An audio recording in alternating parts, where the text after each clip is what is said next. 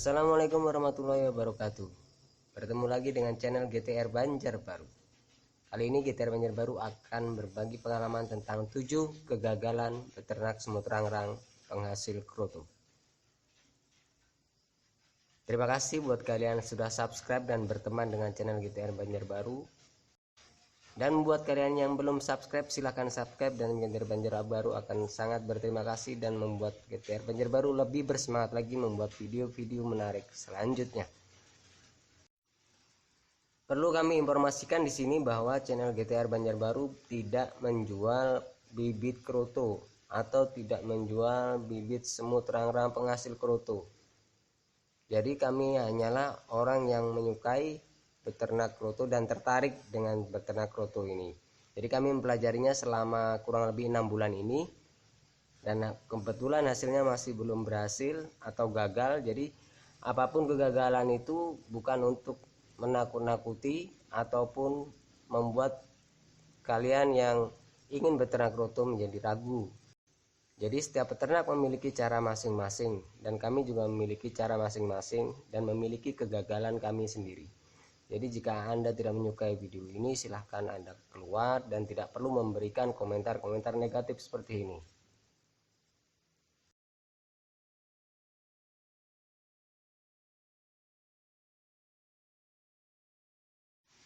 Terima kasih buat kalian yang sudah mengucapkan kata-kata yang tidak pantas tersebut. Mudah-mudahan selanjutnya pada kolom komentar di video selanjutnya kalian bisa memberikan komentar yang lebih positif lagi. Terima kasih. Oke, jika Anda masih tertarik dengan video ini, silahkan dilanjutkan. Dan berikut adalah 7 kegagalan peternak semut rangrang penghasil kroto yang pernah kami alami. Yang pertama, jarak antara rak dan lantai.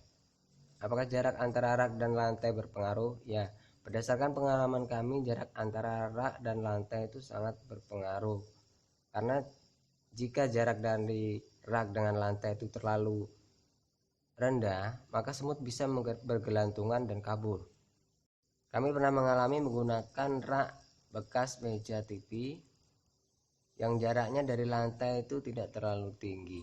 Jadi pada keesokan harinya semut-semutnya sudah tidak ada. Ternyata mereka kabur dengan cara seperti itu, bergelantungan dari rak menuju ke lantai. Jadi sebaiknya jarak antara rak dan lantai itu tinggi, minimal 50 cm. Karena dengan jarak yang tinggi semut tidak akan mudah kabur. Kegagalan yang kedua adalah jarak antara kaki rak dan tepian terlalu dekat. Nah, jarak antara kaki rak dan tepian yang terlalu dekat tersebut membuat semut bisa kabur, yaitu dengan cara membuat jembatan. Mereka bisa membuat jembatan, dan ini sangat lucu sekali. Kemarin karena saya sempat menemui semut itu bergerombol, kemudian mereka membuat jembatan. Jarak antara kaki meja dan tepian minimal harusnya 10 cm, karena dengan begitu semut tidak akan mudah kabur dengan cara membuat jembatan. Jadi semakin jauh jarak antara kaki meja dengan tepian akan semakin bagus. Kegagalan yang ketiga adalah karena predator. Predator di sini yang pernah kami temui adalah cicak. Jadi ternyata cicak-cicak di dinding yang diam-diam merayap itu, mereka memakan semut rangrang satu persatu, sehingga jumlahnya menjadi berkurang. Karena setelah kami amati beberapa hari, semakin hari semut rangrang semakin berkurang. Jadi penyebabnya ternyata cicaklah yang telah memangsa semut-semut rangrang tersebut. Untuk peternak pemula seperti saya, cicak menjadi sangat menakutkan karena semut rangrang yang kita miliki baru sedikit. Berbeda dengan peternak yang sudah memiliki semut rangrang yang jumlahnya sudah sangat banyak, dan di dalam raknya itu sudah memiliki banyak semut rangrang. Kemungkinan besar cicak tidak akan berani masuk ke situ. Kegagalan yang keempat adalah perang dunia semut. Perang dunia semut ini terjadi ketika kami ingin memasukkan koloni baru atau semut baru dari alam ingin kami gabungkan ke dalam satu rak, dan ternyata mereka perang, dan itu sangat tidak bagus hasilnya. Sebagian banyak yang mati. Kami pernah mencoba dengan cara menyemprotkannya dengan air dulu, kemudian baru kami gabungkan, tapi hasilnya tetap sama, mereka masih perang.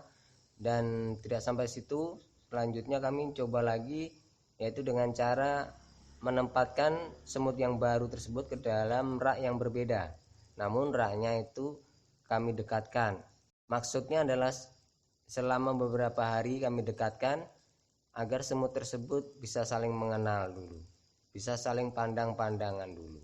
Jadi nanti sebegitu kami masukkan ke dalam satu rak, mereka tidak akan berkelahi atau berperang lagi. Dan ternyata setelah 1 minggu kami dekatkan, kami gabungkan, dan hasilnya masih sama, mereka masih berperang dan berkelahi.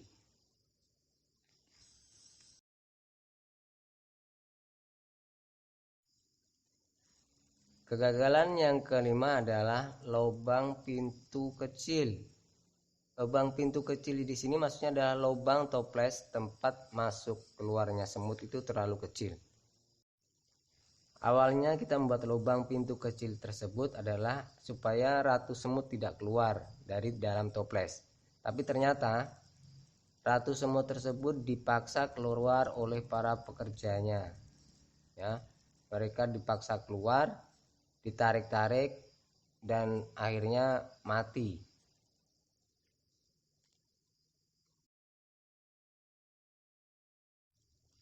Kegagalan yang keenam adalah menggunakan rak yang kecil atau diameternya kecil. Yang pernah kami gunakan itu adalah rak meja belajar.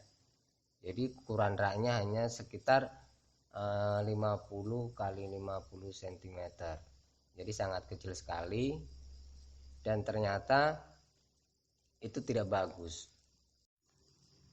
Semut yang baru kita dapatkan dari alam dan ditempatkan di dalam rak yang kecil tersebut, mereka cenderung untuk kabur. Jadi banyak dari mereka yang terjun dari rak tersebut, atau kalau tidak terjun mereka mungkin saja kaget, ya, tidak menyangka bahwa setelah mereka berjalan ternyata jatuh. Jadi karena raknya terlalu kecil, begitu mereka baru sedikit saja berjalan kemudian jatuh. Jadi banyak semut-semut yang berjatuhan ke lantai karena raknya terlalu kecil. Kegagalan yang ketujuh adalah karena putus asa dan kemudian lalai. Ya, karena kita sudah ternak kurang lebih hampir 6 bulan dan ternyata hasilnya hanya seperti itu saja. Jadi lama-kelamaan kita menjadi bosan, putus asa, dan kemudian lalai, tidak lagi mengurusi semut-semut tersebut. Akhirnya mereka semua pada kabur dan sebagian juga ada yang mati. Demikian 7 kegagalan beternak semut rangrang penghasil kroto yang pernah kami alami. Pada video selanjutnya kami akan upload video beternak semut rangrang penghasil kroto dengan cara yang agak sedikit berbeda dari yang sudah kami lakukan. Harapannya adalah cara tersebut bisa lebih baik dari cara-cara yang pernah kami lakukan sebelumnya.